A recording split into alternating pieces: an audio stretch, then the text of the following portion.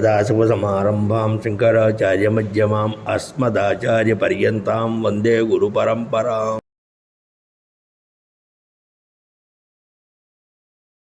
ఆ పిల్లలు చెప్తుంటాను, నేను కాలేజీలో పనిచేస్తున్నప్పుడు, ఒరే నాయన శుభ్రంగా పట్లలో నేర్చుకోండి, మీ భార్య వంట చేయమని చెప్పకుండా ఉండాలి అంటే కాలేజీలో వండుతున్న వంట శుభ్రంగా నేర్చుకోండి, ఆ ఒక్కసారి వండితే చాలు బాబు, నువ్వేం చేయదు, అలా కూర్చో నమస్కారం చేస్తారు అంతే. దాని నిజంలోకి వస్తారు. ఇవాడు మగ పిల్లలు ఎవరు ఉద్యోగాలు లేవు, ఎవరు ఉద్యోగాలు లేవు, ఇవాడ ఆడపిల్లలకే ఖాళీగా లేదు. రెండు మంచి బ్రహ్మాండమైనటువంటి ఒక వ్యవస్థ. ఇప్పుడు ఆ సందర్భంలో మనం ఎవరిని మాట్లాడతాం, ఎవరిని అంటానికి లేదు కదా, వ్యవస్థ అట్లా ఉంది. అందువల్ల తన బాగా చెప్పుకున్నాడు, తప్సేసుకుని బహుదా విప్ర మత్తు ఆగమనం తత. ఈ విధమైన దుస్థితిని చూసుకుని నేను చచ్చిపోదామని వచ్చాను స్వామి, నేను చచ్చిపోదామని వచ్చాను కాబట్టి అజీవన సుఖం పశ్యామి అత్ర సర్వ విగన్. అందరి చేత విడిచిపెట్టబడిన నేను బతికి ఏం సాధించాలి, బతికి సాధించేది ఏం లేదు, అందువల్ల నేను చనిపోదాం అనుకుంటున్నాను. కిమ్మయా సచితం పూర్వం ఏనేశామే దరిద్రత. కానీ ఒక విషయం తెలుసుకుందాం అనుకుంటున్నాను. అసలు ఇంత భార్య వ్యతిరేకానికి, ఇన్ని రోగాలతో పీడింపబడ్డానికి, నాకింత దరిద్రం రావడానికి, నేను ఇన్ని దుఃఖాలు పడ్డానికి ఏదైనా గత జన్మ అర్జిత కర్మ కారణం కదా, ఆ కర్మ ఏమైతుంది అని అనడానికి వచ్చాను స్వామి.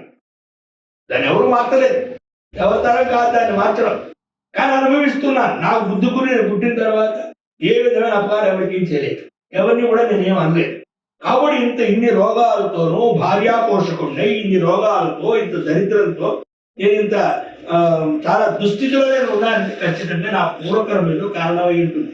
పూర్వకర్మ నేను ఏం చేశాను త్రికాలజ్ఞ మీకు తెలుస్తుంది, నేను సమాజంలో తెలుసుకోగలుగుతాను.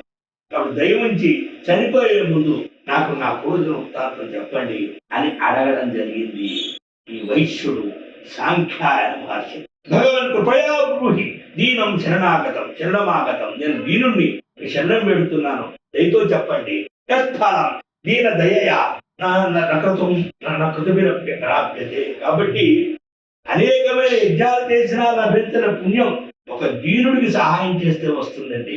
అటువంటి దీనుడు నేను, నాకు నా పూర్వజన్మ వృత్తాంతాన్ని చెప్పండి అంటే ఇక్కడ పరిష్కారం చేయమని చెప్పలేదు, దరిద్రాన్ని పోవటం అని చెప్పలేదు, దరిద్రానికి కారణభూతమైనటువంటి కర్మ ఏమిటి అని మాత్రమే ఎప్పుడైనంతే. ఇంత కష్టపడుతున్నాను, నీకేం కారణమై ఉంటుంది అనుకో, అంతే తప్ప ఈ కష్టం పోవటం జపం చేయమని కాదు. జపాలు చేస్తే కష్టాలేమో డబ్బులు పోతాయి. అలా అయితే మీరు జపాలు వద్దంటారా, మీరు నాస్తికులు, నేను నాస్తికులు కాదు, జపాలు వద్దని నేనేం చెప్పట్లేదు. చేసుకో, తామాద కష్టపోతాయి, కష్టాలు పోతాయి అనుకోవద్దు. ఎంతో కొంత పుణ్య సౌపార్జన అవుతుంది, అది ఏదో రోజు ఫలానికి వస్తుంది. వచ్చేంత వరకు ఓర్పుతో ఎదురు చూస్తూ అందరితో మనం జపం చేయగానే ఏదో లక్షలు ఖర్చు పెట్టి వైద్యం చేయించుకున్న తర్వాత 40 వైద్యం, ఏ వైద్యం చేసినా ప్రతి వైద్యుడు 40 గంటలు దాటే వరకు మేము చెప్పలేమంటున్నారు కదా. వాడు లక్షలు ఖర్చు పెట్టి వైద్యం చేయించుకుని అసలు ఆ ఇంటెన్సివ్ కేర్లోనో లేకపోతే ఐసీలోనో ఎక్కడో ఉన్నటువంటి వ్యక్తులు శివుడితో ప్రమేయం లేకుండా 24 గంటల శరీరంలోకి ఏదో పంపించేస్తూ, ఏమండి ఏం పంపిస్తున్నారు, ఏమవుతుంది, ఎప్పుడు లేస్తాడు అంటే మీ అదృష్టం బాగుంటుంది, నా బిడ్డలో లేస్తాడు, లేకపోతే మీరే పడుకుంటున్నారు పక్కన అంటాడు కదా. అంటే మనకు లోపల పంపించిన ఔషధం పనిచేయడానికి 40 గంటలు పడుతుంది, ఏ బిడ్డ వేసుకున్నా ఏం చేసినా. మరి మనం చేసిన జపం ఆరానికి ఎక్కడ వచ్చేస్తుంది బలం?